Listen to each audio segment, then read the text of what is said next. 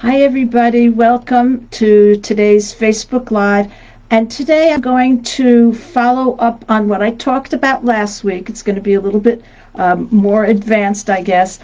We were talking about how to map out the needs of your audience. And today I'm going to go a little bit into some of the deeper ways that you can know what your audience needs and wants and give it to them so that you can increase your sales. So people you might have even a very narrow niche, depending on what your niche is, okay? But even so, people are at different stages. So let's say you have something really specific, like I just spoke to someone and her niche is dog health. So that's like a narrow niche, right? But of course, dogs have different health needs, right? So some of them might have a health problem that they want help with, and some of them just want, what's the best food to keep my dog healthy? Some people have young dogs, some people have old dogs, some people have, they have different breeds of dogs, and different dogs have different tendencies to different health problems. So you can see, even in a really narrow niche, you need to really know all the different things that your audience needs. And if you just kind of go by, I kept my dog healthy, so I can give a lot of tips, it's not going to work. So you need to go deep into it. And there are various ways of doing it. There are, obviously groups out there around dog health. They might be a Facebook group, or there might be, they could be, a sort of national or international thing, or it could be something very even local. You could ask vets. See if you can get some vets together. In fact, that would be actually a great event, to get some veterinarians together in some kind of panel. And then you want to ask people. And again, you can do this just on Facebook, on Instagram, any place where you can interact with people. And even better if you can find a group that's focused on that, and that group doesn't have to be only about dogs. It could be about pets in general.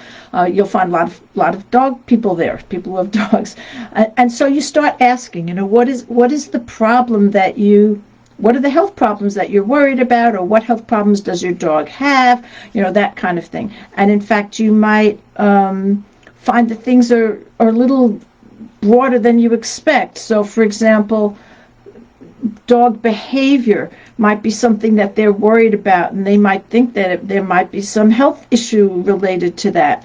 Maybe my dog's in pain and that's why he's growling at everybody. So the point is, you want to really not just focus on what you think but get as broad a picture as possible. Once you have a freebie and you're promoting that and you're getting subscribers, you should ask your subscribers what their issues are. And one nice way to do that is to promise to give them an answer.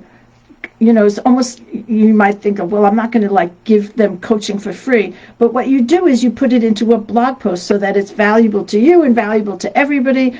So you can say to something, if you have a health problem with your dog that you would like some information on, send it to me, and if I feel that it's of use to enough people, I'll write a blog post about it. And it's just a great way for you to write blog posts that are useful to people, and get feedback from people, because they go, oh, I'm going to get an answer, which they will. That's a good technique to use in general. So you can also survey your subscribers using Google Forms or something like that, and again, go deep into the possibilities. And as you learn more things, you are going to find that what they think their problem is not what you think their problem is. So let me give you an idea. So I have another client, and she talks a lot about leaky gut, and how she has a solution to leaky gut. So this is a digestion thing. And I explained to her that people don't know that they have leaky gut. So if you're saying, I have a solution for leaky gut, and that's not what they think their problem is, they think their problem is indigestion or this or that, pain or whatever, then you have to talk about their symptoms. Okay, you can't just talk about what you think the solution is, which is leaky gut, because they don't know the solution yet. And so in the same way, you need to be talking about the words that people use to describe their problem.